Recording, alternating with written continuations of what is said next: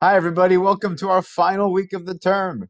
Congratulations for persevering and making it through all of these weeks of philosophy, regardless of the grade you have. Congratulations for just making it this far. So, this week, we're going to take a look at alternative paths to wisdom. And primarily, what I mean by that is we'll start to take a look at Eastern philosophy. As you've probably noticed, most of the philosophers we've looked at in our course have primarily been from a particular place in the world. They've been primarily Europeans, and not only that, but primarily male. And I hope you noticed that in our from our lectures last week, where we looked at a philosopher, female, who gave us a way of thinking about ethics that was a little bit counterintuitive when compared to the way a majority of the male philosophers had been discussing ethics. And in particular, what we see within European philosophers and especially male philosophers is that we tend to be hyper rational. So, if we take a look at ancient Greek philosophers, they really valued reason. And when they took a look at what made human beings distinct from all creatures, they pointed to our ability to logically, rationally think and self reflect. And it was often thought that emotionality and intuition was, something that was beneath, subservient to the rational mind. But with our investigation of the ethics of care last week and our philosophy of ethics lectures, I was hoping you'd notice the contrast where when we've taken a look at philosophical topics for the most part in our class, don't they seem to be very analytical? Don't we seem to be approaching philosophy from a very linear, right-brained sort of I'm sorry, left brain sort of way. And that's interesting to note because remember, philosophy is about the pursuit of wisdom. And if you were just to take a look at the first 10 weeks of our course, you'd think wisdom was primarily like doing mathematics, or wisdom was primarily done through, rational arguments. But with our introduction to the philosophy of care, there was a different approach to wisdom, right? One that was speaking more towards who human beings or what human beings naturally are, relational creatures, and the wisdom we saw, maybe had a glimpse of within that discussion was about making or being more in touch with a certain aspect of ourselves, this empathetic, compassionate part of being human. And if we were to take a look at, all of the other philosophers we've looked at for the past 10 weeks, there really wasn't much emphasis on, the fundamental nature of a human being and how to pursue wisdom from that point of view. So what we saw then was that there are alternative ways of thinking. If you've ever studied basic psychology, which I always ask you when I talk about psychology in our class, you may have been exposed to different studies that show that the two hemispheres of the brain, they have different functions, and to some extent they process information differently. If you're right-handed, studies seem to show that the left hemisphere tends to process information linearly, tends to process information from a very logical and analytical way, um, tends to take a look at reality and splice it into parts to better understand what it's perceiving. However, that's not the only way of processing information, right? I mean, when you listen to music and read poetry or get immersed into a good film or movie, you can gain knowledge, you can think and process your life without having to create an argument in your head, right? You can come to an emotional sense of meaning and value out of a song without having to parse the language and see what rational argument the singer is trying to make. It's a different way of processing information, different way of knowing. And when we take a look at art throughout the world and throughout time, we often see symbols that look like the image on your screen, where we see a single person as being the composition of two halves. So, in one sense, throughout our course, and for a lot of the history of Western philosophy, there's been an emphasis on one half, one form of processing information, often associated with the masculine. But there is another half. There's an alternative way of processing information, of making sense of your life, of possibly gaining wisdom that we have yet to explore in our class, primarily because for much of Western philosophy, it's not the primary approach. Not only because our philosophy stems from Europe and then the Greek tradition, but because for the most part, the world's major philosophers have been primarily male. At least the more popular ones have been primarily male, and there is various reasons for that. Not that women can't be philosophers, but in some places, in some cultures, throughout Western history, they haven't been encouraged to. They haven't been given the opportunity to. So, if we were to ask, where does philosophy come from? You may think from our class so far it comes from ancient Greece, but that's not necessarily true. I mean, there has been philosophical traditions all over the world for as long, if not longer, than our Western tradition. There have been great traditions within the Middle East and in Asia, and we'll start to take a glimpse, a little bit of that this week, just to give you a sense that there's more to philosophy than our current approach.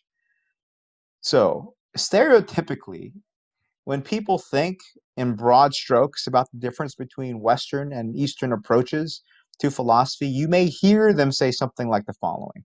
In Western philosophy, we're looking for objective facts. We're trying to figure out how things actually are, which is why science stems from philosophy. Science stems from Western philosophy to a major extent. In the East, though, there's been a much more emphasis on subjective reality. Now, what do I mean by that? Not how something is in the world or how things are in and of themselves in reality, but how reality is for us, how reality is for a person who's experiencing it. And what I mean by that is, instead of looking at an object in front of you and try to understand that object in front of you, Eastern philosophy has been focused on our relationship to that thing in front of us. Because as we've already noticed from our discussions in the past on epistemology, we can't get out of the fact that we're always going to have a subjective experience. So within the East, not only do they accept that, but it's emphasized. Because what's more important than how you experience your life? In the West, if you have maybe noticed, we tend to kind of dig at truth, kind of like taking a chisel, and we take an argument and we kind of chisel away all the falsehoods until we get to the final truth. I mean, that's what we see in Descartes' method of doubt, right? We're kind of chiseling away, hammering at different people's arguments until we find out what's actually true of them. That seems to be the approach we've taken to wisdom. And in the East, there is a different approach for the most part. There seems to be an approach focused on what you go through in life. How do you find truth? Well, you live your life, and if your eyes are open, your life will reveal to you how things are. Right? Again, we're not talking about an objective truth of reality, but how reality is to you, how you relate to life. That sort of truth.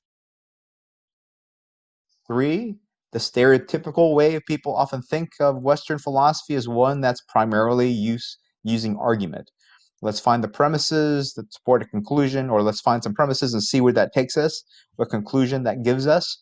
In the East, we're going to see language, be exposed to language that's much more symbolic, that's much more metaphorical, that's not supposed to be taken literally as fact, but supposed to give you an experience of something it's pointing to.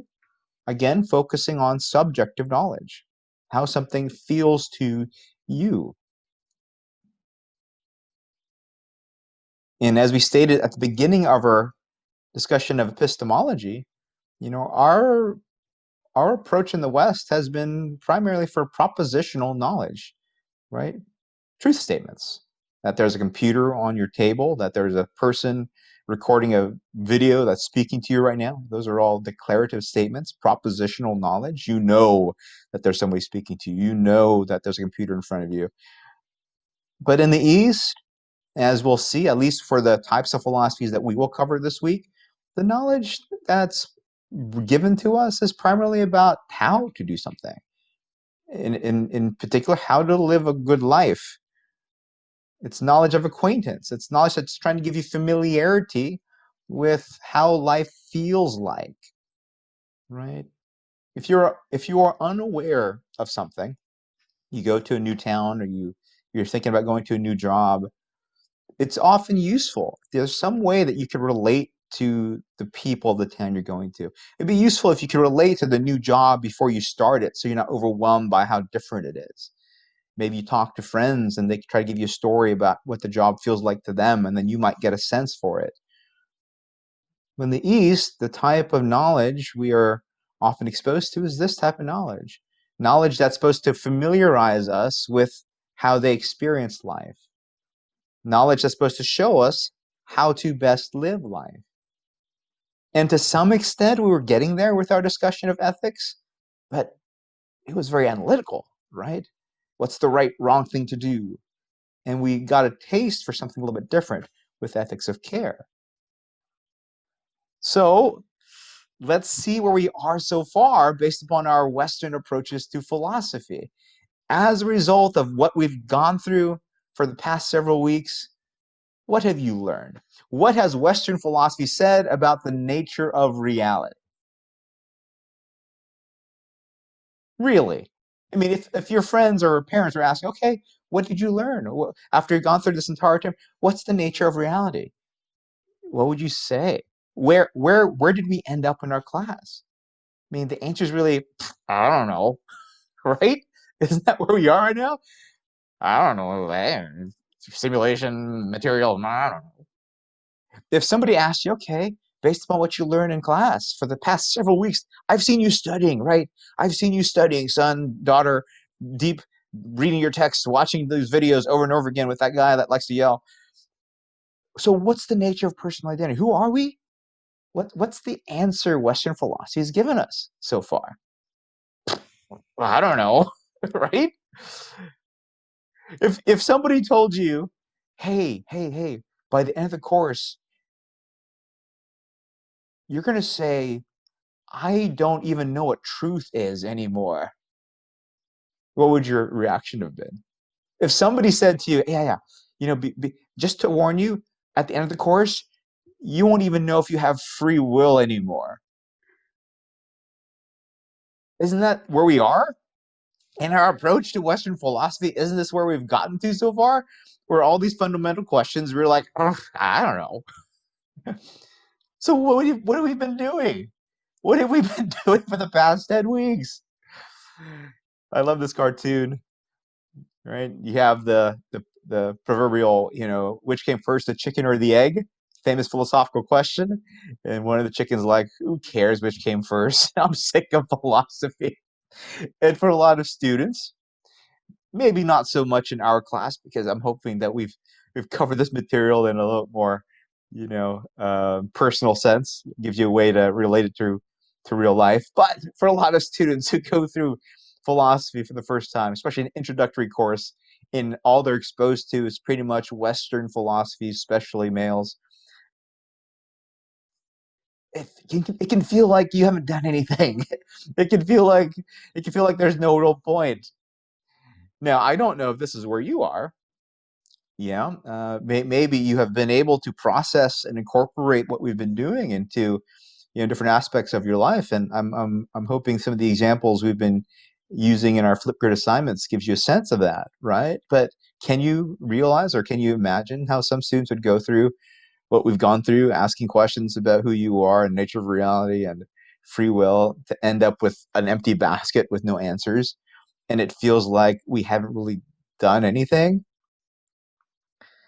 So this week is about integration, right? In two senses of the word. One is we are going to get a sense for Eastern philosophies this week, at least a little glimpse, a little tour, a little introduction, just so that you can see there is another mode or way of pursuing wisdom. And it's not exactly foreign in the sense that it's different in totality from what we've learned. There is ways of looking at what we've discussed, ways of looking at Western philosophy where we can see the applications in our lives.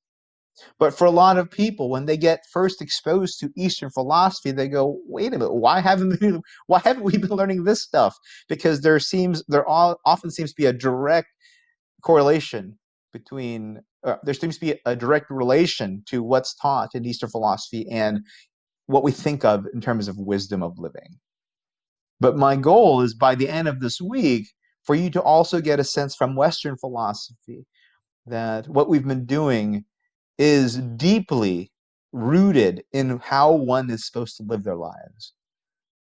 That even though some of the stuff we've been thinking about and talking about is like crazy, seemingly not practical at all, that the act of participating in the pursuit of wisdom, especially from our Western point of view that we've been doing the past several weeks, that does something to us in a very positive way that I hope you carry with you after you leave this course.